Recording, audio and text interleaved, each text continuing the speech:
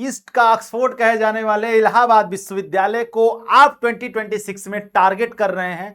CUT score आपका आ चुका है आपके पास और स्कोर मिलाने के बाद आपके मन में बड़ी दुविधा है कि क्या हमारा इलाहाबाद यूनिवर्सिटी में BA, BSc, BCom, BA LLB में एडमिशन होगा या नहीं होगा। आज आपको इस वीडियो में ये एकदम कंफर्म हो जाएगा कि आपका एडमिशन के चांसेस कितने बन रहे हैं और कितने नहीं बन रहे हैं। क्यों? क्योंकि आज के इस वीडियो में मैं एग्जैक्ट कट ऑफ बताऊंगा। 2025 का जो ओरिजिनल कट ऑफ है, ऑफिशियल कट ऑफ है, उसी को देखते हुए हम ये ध्यान में रखेंगे और अपने कट ऑफ पर चर्चा करेंगे। मैं नीतीश नंदनी बेसिक शिक्षा के इस ऑनलाइन परिवार में आपका स्वागत करता हूं। तो सबसे पहले मैं आपको ले चलता हूं फाइनल एक्सपेक्टेड कट ऑफ क्या हो सकती है इलाहाबाद विश्वविद्यालय की। अगर आप इलाहाबाद को टारगेट कर रहे हैं तो कमेंट सेक्शन में एयू और अपना स्कोर दोनों लिख करके जरूर जाना और साथ ही साथ ये वीडियो कैसा लगा वो भी मुझे जरूर बताना। चलिए ले चलते हैं आपको इलाहाबाद विश्वविद्यालय के ऑफिशियल कट ऑफ जो 2025 का है। सबसे पहले मैं बीएलएलबी कोर्स की तरफ चलता हूं।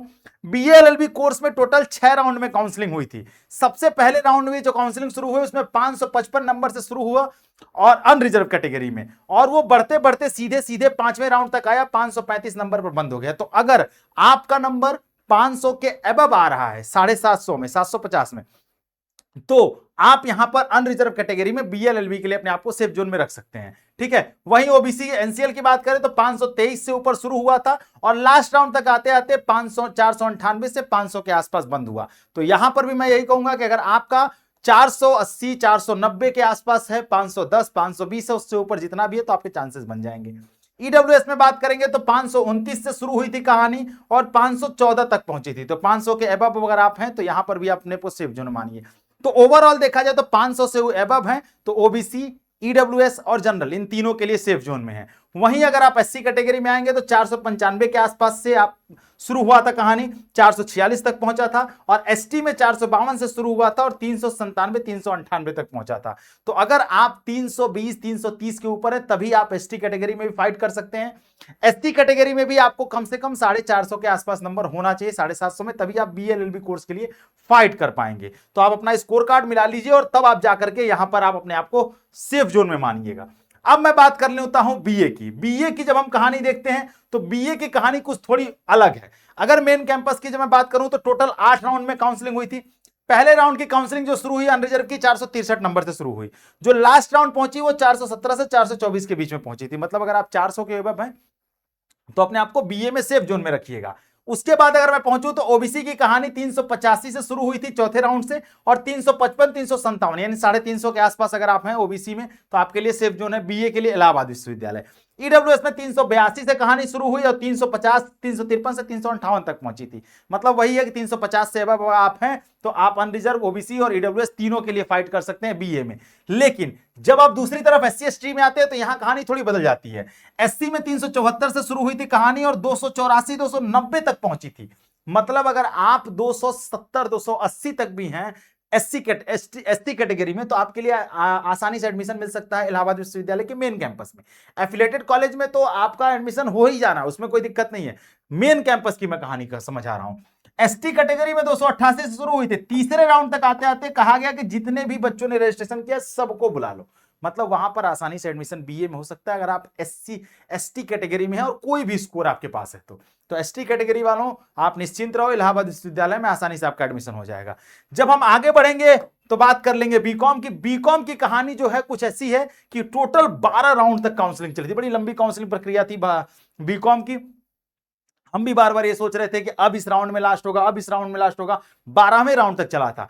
पहले राउंड में 457 नंबर से काउंसलिंग शुरू हुई थी अनरिजर्व की, चलते चलते 407 तक आई थी। तो अगर आपका नंबर 750 में 400 के अबव है तो आप अपने आप को यहां सेफ जोन में मानिएगा अनरिजर्व कैटेगरी में।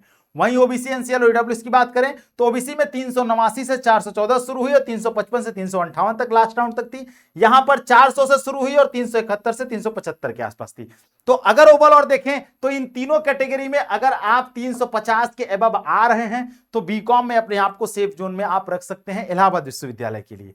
लेकिन जब आप एससी एसटी कैटेगरी की तरफ आते हैं तो एससी में 346 से कहानी शुरू हुई, 272 से 273 यानी 250 से अबव आप हैं तो बीकॉम में आपको एडमिशन इलाहाबाद विश्वविद्यालय में आसानी से मिल जाएगा। लेकिन एसटी कैटेगरी में जाएंगे तो 302 से शुरू हुई थी और 26 से 74 नंबर मतलब अगर आपके पास 50 नंबर 60 नंबर भी है, एसटी कैटेगरी में है, तो आपका एडमिशन आसानी से इलाहाबाद विश्वविद्यालय में हो जाएगा।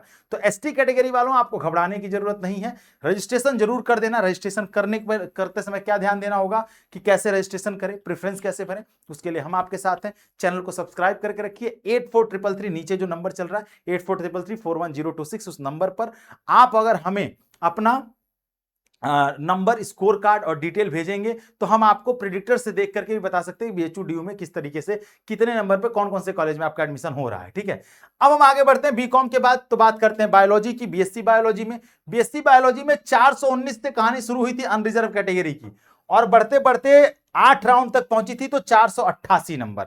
मतलब अगर आप 470, 460, 470, 80 के आसपास हैं, उससे ऊपर हैं, तो आप लास्ट राउंड तक आते आते आपका एडमिशन हो जाएगा बीएससी बायो में। अगर मैं बात करूं ओबीसी एनसीएल और ईडब्ल्यूएस की, तो ओबीसी की कहानी 473 शुरू हुई, ईडब्ल्यूएस की कहानी 479 से शुरू हुई। ठीक है, और पहुंची कहां 449 तक, और ये 461 तक। मतलब अगर मैं बात करूं तो यहां पर तीनों को समाहित किया जाए तो 450 460 नंबर के अगर आसपास हैं, 460 नंबर के ऊपर हैं, तो आपके लिए सेफ जोन है कि आप इलाहाबाद विश्वविद्यालय में बीएससी बायो में चले जाएंगे। लेकिन एससी एसटी के कैटेगरी की तरफ आएंगे तो 445 से शुरू हुई, 411 तक पहुंची थी, बहुत नीचे नहीं गिरा एससी कैटेगरी में। एसटी कैटेगरी में भी 397 से शुरू हुई थी और 321 तक पहुंची थी, तो ये भी बहुत नीचे नहीं गिरा। मतलब अगर बायो में आपको 300 के ऊपर रहेगा तभी आप एसटी कैटेगरी में भी पा पाएंगे, एससी कैटेगरी में भी 400 से ऊपर होना चाहिए तब आपको एडमिशन मिलेगा। मतलब टफ कंपटीशन है यहां पर इलाहाबाद में बीएससी बायो के लिए। वहीं जब हम मैथमेटिक्स की तरफ आते हैं तो बीएससी मैथ में 450 नंबर से कहानी शुरू हुई थी अनरिजर्व की, और पहुंची थी लास्ट राउंड तक 410 से 414। लेकिन ओबीसी में आएंगे 390 से शुरू हुई कहानी और पहुंची कहां 365 से 366, और ईडब्ल्यूएस में 384 से शुरू हुई और 363 से 365। अगर मैं बात करूं तो अनरिजर्व के लिए 400 के आसपास आपका नंबर होना चाहिए, ओबीसी और ईडब्ल्यूएस के लिए कम से कम 350 नंबर के आसपास आपका नंबर होना चाहिए या उससे एबव होना चाहिए, तब आप लास्ट राउंड तक एक बार फाइट कर पाएंगे। वहीं अगर मैं एससी एसटी की बात करूं तो एसटी में 338 से शुरू हुई कहानी और 305 पर जाकर के खत्म होती है, तो 300 नंबर के ऊपर है तो आप एससी कैटेगरी में भी आसानी से एडमिशन ले सकते हैं।